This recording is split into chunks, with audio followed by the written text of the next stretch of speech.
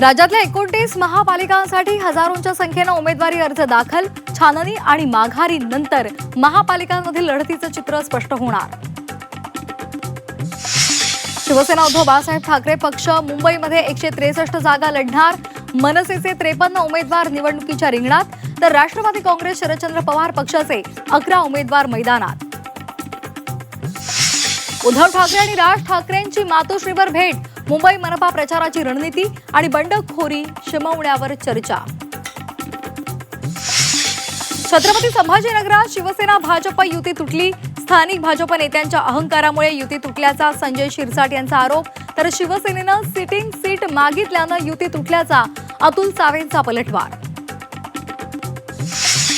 पुण्यामध्ये शिवसेना भाजप युती तुटली. अपेक्षित जागा न मिळाल्यामुळे दोन्ही पक्षांची युती फिसकटली.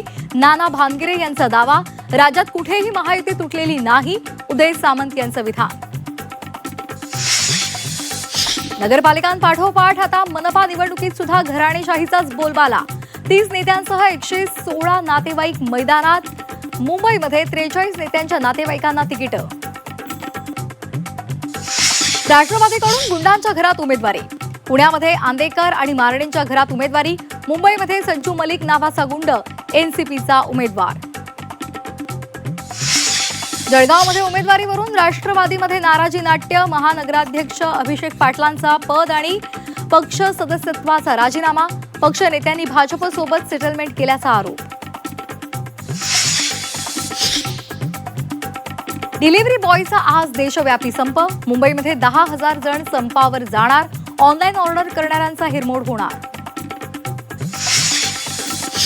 नव्या वर्षाच्या स्वागतासाठी हॉटेल्स, बार, रेस्टॉरंट्स पहाटे 5 वाजेपर्यंत सुरू ठेवता येणार. राज्याच्या गृह विभागाकडून आदेश.